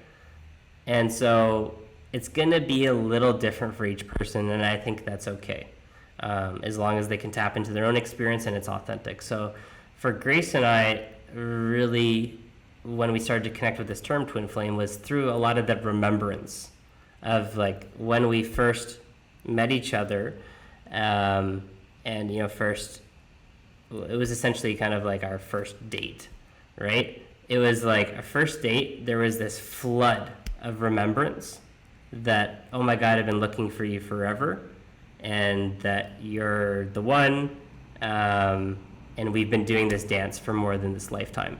So that's really hard to explain to people logically. Mm-hmm. But we've done things like Akashic readings and these meditations together, and we've just had this feeling, at least this feeling of remembrance, if not actual remembrance, of past experiences where we've been learning similar lessons, that have been doing similar dances. Another really interesting element to the twin flame concept is the actual word of twin, is that Grace and I, in our energy, in our movements, in our likes and dislikes, there's a lot of mirrored things that are almost like comical at time of how similar they are. And then what we started to realize in other people, to see in other couples that had these really deep, intimate, conscious relationships, is that they had all of these mirrored, they almost sometimes like oddly looked like each other. Maybe they kind of moved, they had the same energy, the same cadence of life, the same vibration. And so I think that's a big part of the idea of a twin flame is there's a lot of mirrored energy. There's a lot of mirrored likes, dislikes, values. And one thing that weirds out some people, but it is a conversation that I would get into sometimes, is there is also this feeling that you're in this conscious relationship and you are, definitely in a romantic relationship, but you can almost remember such an innate deep bond that it was like what it was like to maybe be even like a brother and a sister in a past life, of like to be in the womb together is also maybe metaphoric for how our souls were in a similar experience in the great unknown, and then they chose to manifest here on Earth. And maybe there's some sort of metaphors or connections in that wherever we came from, we came from a similar space, and that can get into the concept or ideas of coming from the same planet and starseeds and that whole fun conversation. Mm-hmm. But yeah, it's a deep rabbit hole, that's for sure, and gets tossed around all the time. And what I say to people is, if it's authentic, if you mean it, if you can find value and purpose in the term, then yeah, explore it and play with it. Amazing. So how did you guys meet? I'm just curious. I don't think we asked her. Yeah, it's actually like a pretty interesting story, but it was very nonchalant at first. So we knew some of the same people in the community. some of my good friends were photographers, and she's done some modeling. So it was kind of through the creative community that we knew of each other, hadn't met each other. And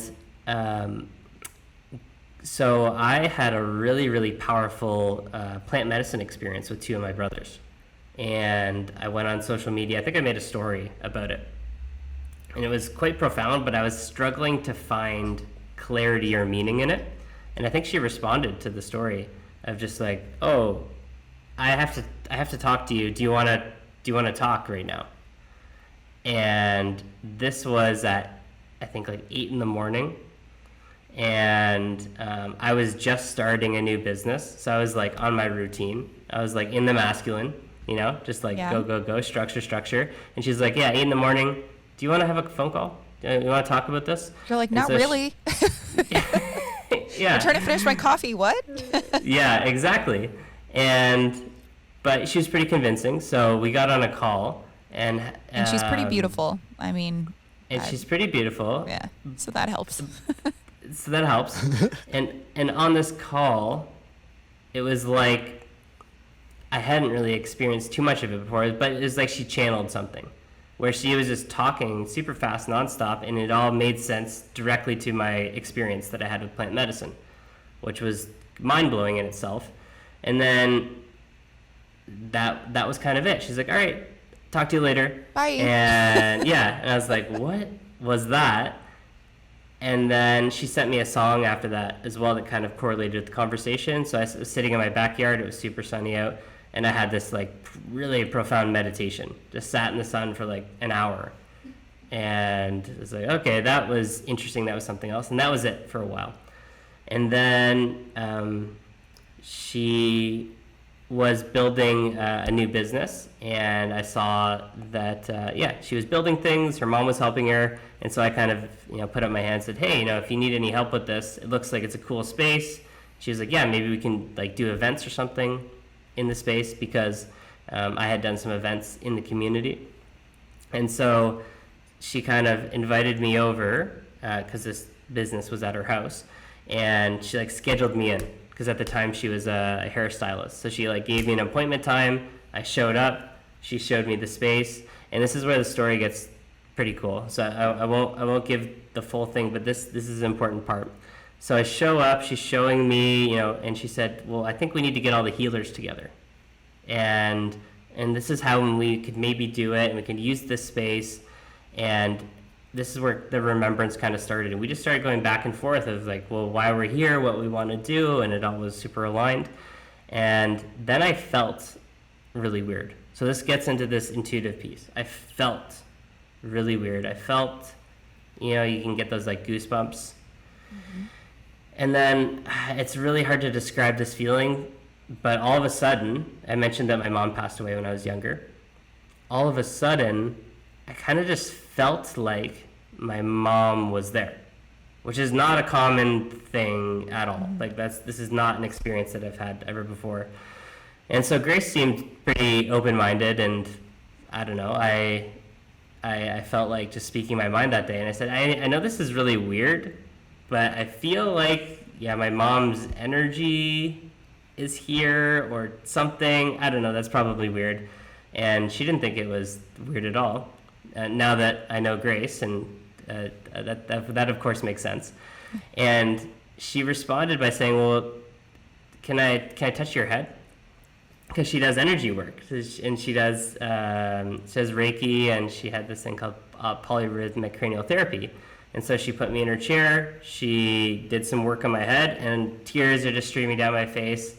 She's crying, I'm crying, and then she had another client come, and she's like, all right, see you later. And it's like, what is happening? I don't understand. So I'm mysterious. Crying, my mom's energy's coming in, and I'm feeling great. And then we just kind of kept talking for a little bit, and I went away for the summer. I went back to Ontario. We were talking, and then we came back, and we finally got together and met up, and we had this like, I didn't know it was a date, but it kind of turned into a date. And there was this amazing experience where everywhere we went, everything was, divinely orchestrated. We got the best table in the restaurant, and, we got this VIP seating area for this show that we went to afterwards, and all these amazing things.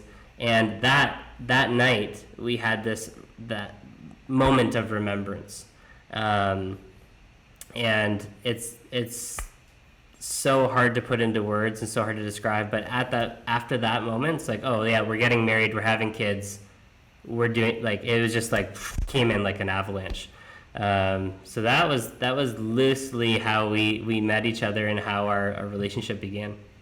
Amazing. That's such a great story. And it's like, you know what, it makes sense, because it's like if you're somebody that believes in reincarnation, which I imagine all of us do, and that becomes a very tangible reality for most people in the spiritual community, it makes sense that we would come across people that we've worked with before. Barbara Marciniak has this book called Bringers of the Dawn, where she talks about, like, we come into this life here on earth in tribes, and multiple times to learn whatever it is that we have to learn, whether it's karmic or whether that's through relationships. And we somehow sometimes choose whether to be somebody's partner, whether to be somebody's brother, sister, like you say, family. And I've come across people like that have given me that feeling. Jenna is one of those people. You know, she may have been a sister in a past life, because she definitely feels like a sister to me now.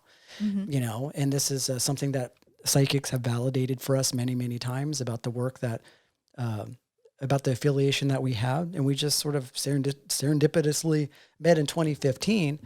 And, you know, we were friends for a long period of time. And it wasn't until like 3 or 4, 5 years later, we decided to do a podcast together. And all of a sudden, that connection that we had makes sense. And that familiarity becomes even more deeper as we get to know each other, but also as we get into this work and as Jen starts to go deeper into her spiritual practice. So I feel like that connection that we have with people that we've seen before or have some familiar with, I think it's like a very real thing. And it doesn't necessarily even have to be a twin flame, you know, non-platonic relationship. It can be a platonic relationship too. You know? Or it could be a same-sex relationship. I had on this podcast, actually, the same sense of remembrance with Grace during our show, you know, and it's really cool whenever that happens. It's a shared experience for both people. And that's how you kind of validate each other, right? You know, it's like, I don't even know this person. They're a complete stranger, but why do I feel so connected to you? You know?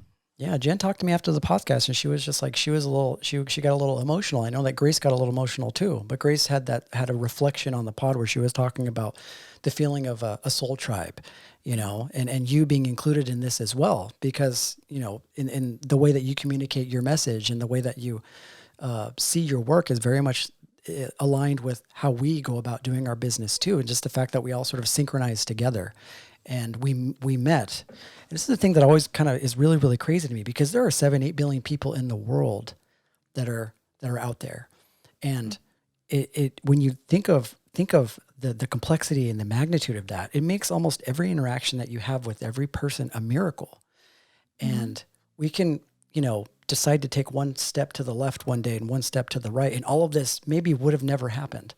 So the fact that, like, throughout, you know, the time that we've existed in the universe and the time we've been alive in this life, for us to come right in this exact moment right now where all three of us are talking, having a conversation about God and spirit, is crazy. It's fucking crazy when I think about it. It is. And that speaks to a lot of what you're talking about that, you know, there seems intention behind it, you know? Yeah, I really resonate with that concept of soul tribes, or, you know, coming in and having the shared experience and people playing different roles. And I would definitely recognize that in the two of you, that, yeah, it feels very much like you're doing what you're meant to be doing alongside each other. There's, you know, talking about how things feel in the body, it's a full body yes to observe it and to be part of it. So I'm just really grateful that the two of you found each other, and that you had the courage to do something together like this. It's actually quite amazing. And yeah, Eric, as you're saying, it is a miracle. Oh, you hear that, Jen? You hear that, Jen? I know. It made me a little teary-eyed. I'm like, oh, thanks. Virtual hugs, virtual pair of hands. That's awesome. Amazing. Yeah. Thank you for that. That was really kind. So this is way off topic, but I wanted to touch on this because I saw it on your Instagram and I thought it was really, really interesting. And this is like way backtrack when we were talking about violence and other things, is Squid Games. So Oh, yeah. I got really fucking into Squid Games, like Jen, really really? into it. Like I Jen. binged that shit. I did. I Jen, did. seriously? I did. I Jen, know. But Jen. yeah, I know. I Jen, know. And can't it believe and it was you. hard because they put I like can't even American watch that. voices on Asian people, and that was super fucking weird. And then the timing was really off. I don't know. Just the whole thing was weird. But Yes. You know how many people have tried to convince me to watch that show and I just refuse to watch it, Jen? It's too much. It's too much. It's a lot. It's a lot. It's pretty intense. And after I finished it, I found myself feeling like very dirty, if that makes sense. Like I needed to take a shower. I was like, that show fucking sucked. Like that was terrible. I feel like terrible about myself, for being engaged and it's like, I don't know. It's, What was it it? was Was it like a fucked up. relevant? Was it like a cultural relevance thing? Because there's so many people, I get it, that watch it, and you're like that one person by the water fountain at work that can't have a conversation with your cronies because of the show, not being able to watch the show. Is that why you started watching it, or you just had some curiosity about it? No, I just had some curiosity. And actually the first time I tried to watch it, I couldn't, and I ended up turning it off. And then I tried again because there was so much hype around it. But so after reading your Instagram and you were talking about the parallel with the worship of money, and the desensitization to death and violence. And I have a very similar parallel in my life because I'm also a nurse. And working in the hospital, I became very desensitized to death, but not in a violent way, just in a, part of life, like I don't even think about it anymore type of way.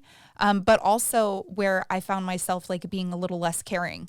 As the years kind of droned on, less caring about people and their experience, right?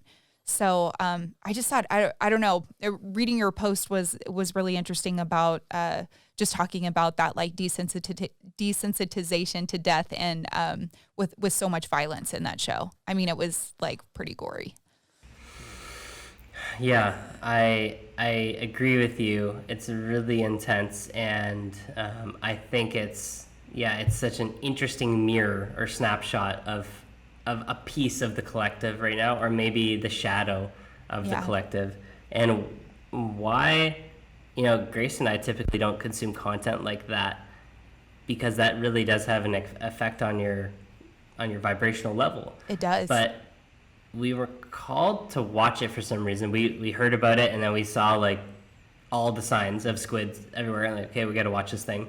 And once I realized what it was, I knew that I had to watch the whole thing, because there was something there for me to understand, which is the contrast of all the stuff we talk about of love, light, and the new earth, and the contrast of that is the possibility of what might happen if we don't change.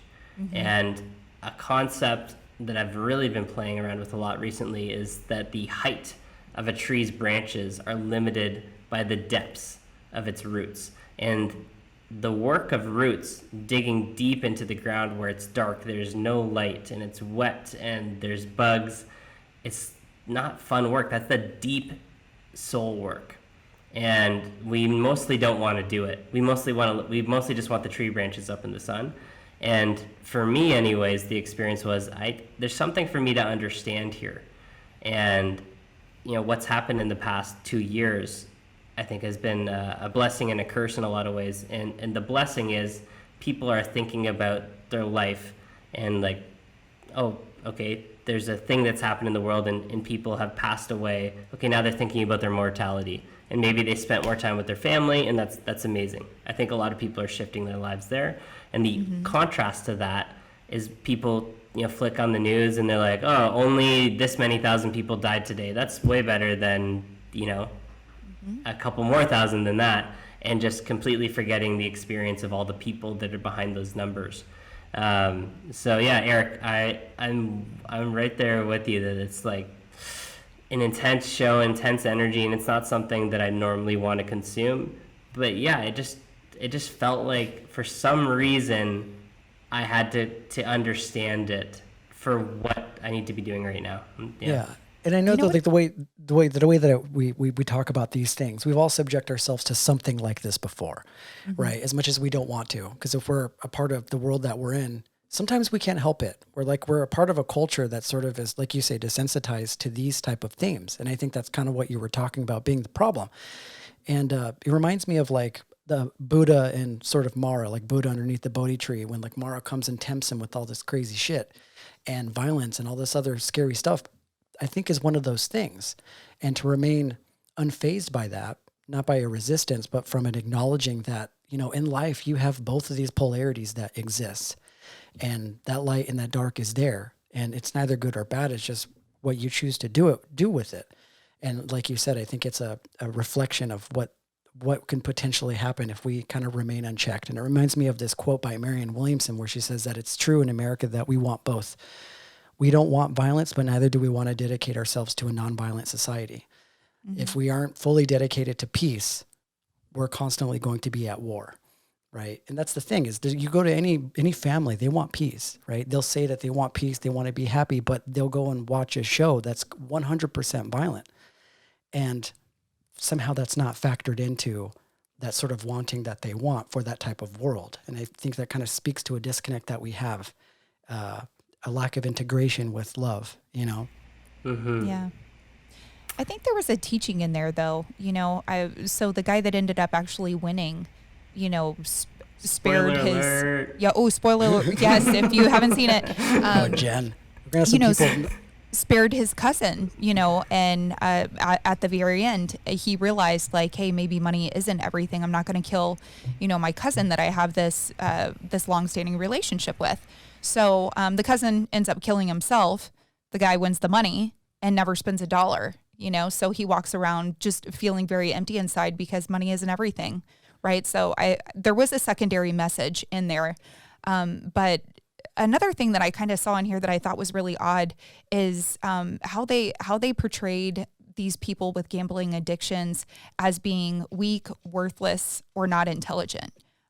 Which is none of those people were unintelligent, right? But they were kind of portrayed as being people that just weren't really that smart.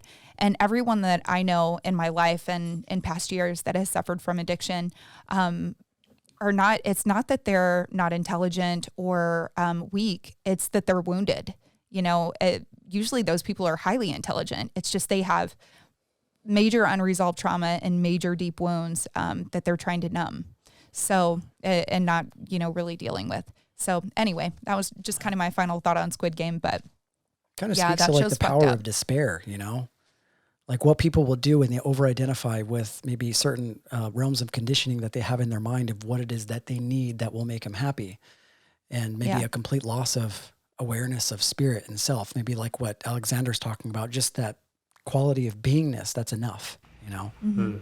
Yeah, and I think too another element of that is that all of these people had this crushing weight of debt on them, and they found ways to cope with it, and they put up these barriers that are these shells, and sometimes that shell, that exterior, was so thick that they couldn't see the brutal violence that was right in front of them. And Jen, I love what you said about nursing, because I think my mom was a nurse and my sister's a nurse, and there is this, you're around pain and suffering and death so much that I think a lot of nurses do have to develop a pretty thick shell to protect their light. But I could take any of them, and I could take you, and I could just see right now that your heart is just massive, and you care about every single person, and that's always there and shining. And sometimes as humans we need to protect ourselves from the extreme energies and situations that we might encounter in life. Yeah, absolutely. Yeah, something weird happens as the years kind of drone on, is you just become, it's like you're having an out-of-body experience. It's weird. It's like you don't process those emotions. It's like so traumatic that it just stops registering as trauma. It's just like numbness.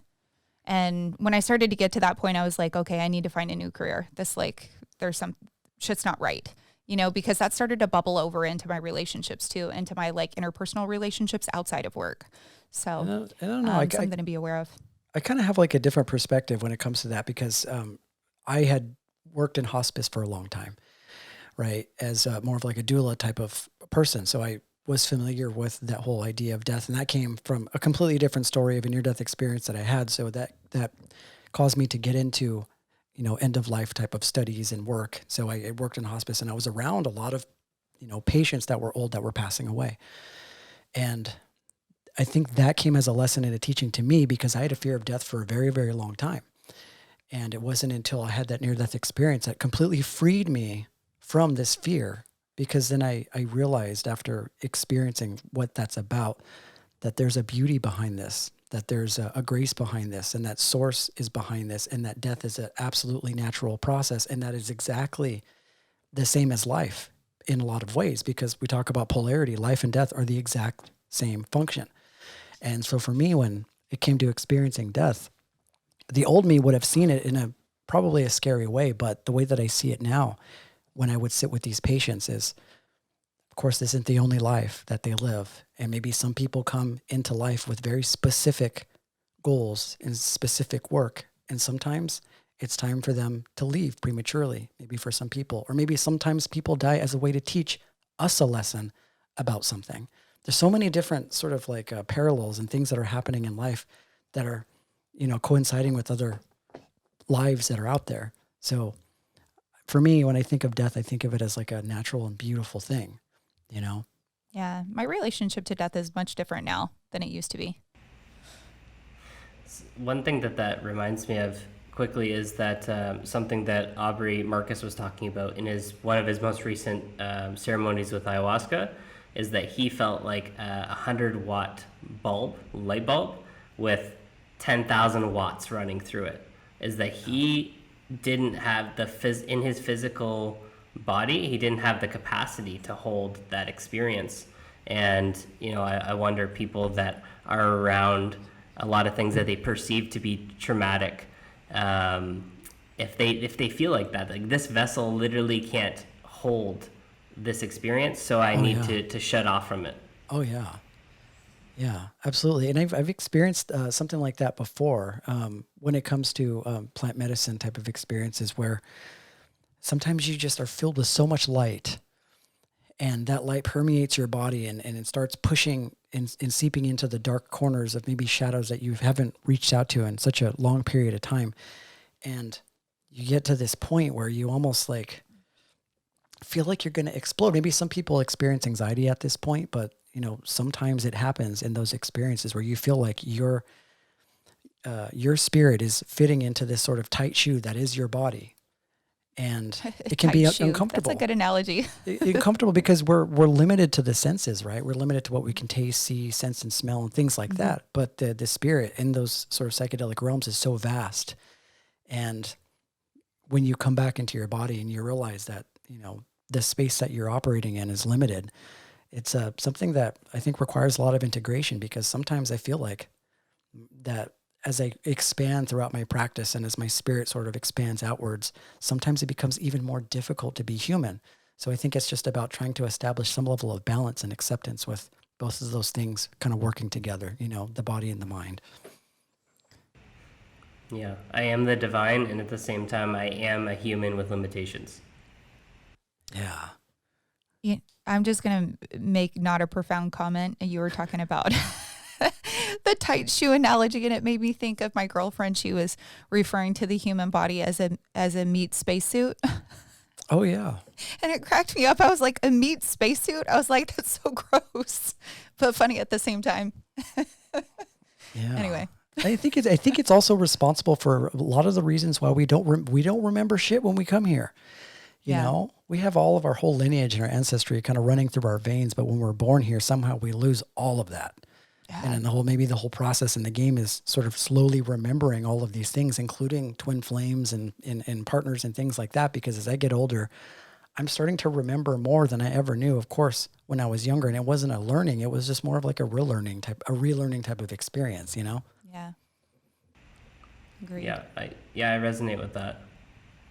Yeah. Yeah. So this is all just really explored so many different things. Yeah, we did it, man. And we did it, why? Because Alexxander, ride. You're such a complex fellow, and you just know a lot about so many different things. And me and Jen talked about the work prior to the podcast and how we were afraid that we weren't going to have enough time to cover everything because, you know, you talk about so many different things, including, you know, relationships and men's work and abundance and money and coaching. And I think this is all interwoven into your work, and you can definitely see that. So I appreciate you taking some time to come onto our podcast. And this is one question that we typically ask all of our guests, a sort of departing message, the way that you leave your legacy on this episode, in this podcast. If there's anything that you want to share with our audience, what would that be? To bark like your life depends on, no.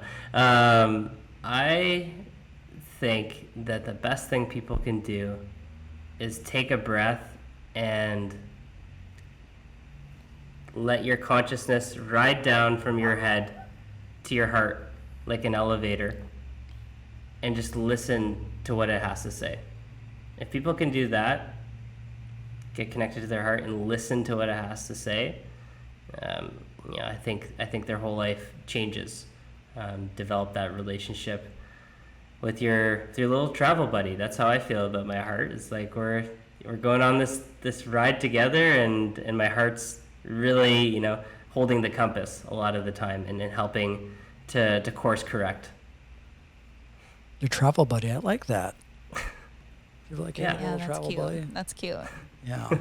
Yeah. Thank you so much. We've got a few things we want to go over before we let you go. So there's a few places that you could find Alexxander's work. You can find him on Instagram at Alexxander. That's 2 X's, and that's alexander.om. And then there's, I think it was facebook.com also too, under the same name, alexander.om on Facebook. And you have some courses that you have coming up that you want to talk about, where people can maybe subscribe online and participate in that with you. Yeah, so there's 2 main programs that I run. One's called the Intuitive Business Starter Pack. So that's essentially everything that you need to go from zero to having a business, making it from your heart. That's a lot of people that are, maybe they're employees right now and they want to start their first business. And I'll do a larger launch around that probably in the new year. And then I have the 6-figure wolf pack, which I run with a business partner. And we just finished the first round of that. And it's a smaller, intimate group, a little bit more of a high level atmosphere for people that are already established and they're looking to scale to a number of, you know, being a 6-figure entrepreneur, but doing that with a lot of authenticity, a lot of integrity, and doing that from their heart. So still maintaining that intuitive spiritual side as they find new levels of success on the monetary side in business. I love that. Thank you so much for sharing that. And we'll put in some links also in the description of the episode that you can find to reach out to Alexxander directly. And again, thank you so much for coming on our show, sharing your wisdom with us, your wealth of knowledge. We'd love to have you on again. And of course, we're going to keep in contact with you through your journeys up there in Puerto Vallarta. It's always such a hard time saying Puerto Vallarta, Jen. Yeah. Did I say it right? I said that right? Puerto Vallarta? Is that right? Can you say it 3 times I don't fast? know. I'm not. No. You can just say PV. Most PV. people know. PV. Yeah. Yeah. There you go. PV. That works. Yeah. Yeah, That keep works. us posted on what's going on up there. You guys are doing good things. It's a really beautiful space. I think that'd be the best place for you guys to do your work. Absolutely. Definitely will. And we're Yeah. bringing you back. We want the full lowdown on the Joe Dispenza thing. I got to hear about it firsthand. Yeah, Grace and I are going to have a lot to bring back after 10 days of Vipassana and then 7 days of Joe Dispenza. Yeah, we're So going to cool. have Hey, something to bring You know back. what? I got an idea. We can do an episode with both of them, Jen. Yes. Yeah. Yeah. Yes. That's the plan. Okay. Yeah. We're bringing you both We'll- back. We'll make it happen. Thank you so All much right. again for sharing space with us, Alexxander. Yeah. It was Eric- lovely. Thank you for coming. Eric, Jen, thank you. Thank you so much for having me. You're both a brother and a sister, for sure. Aw. Oh, virtual hugs, virtual high fives, virtual prayer hands. Thank you guys for tuning in Divine Nobodies podcast. You can find our episodes on all the major platforms, including Apple Podcasts, Spotify, iHeartRadio, Google Play. If you're listening to this, you probably already have one. If you're interested in listening to Grace's episode, who is Alexxander's partner, it's episode 59, Embracing the Goddess.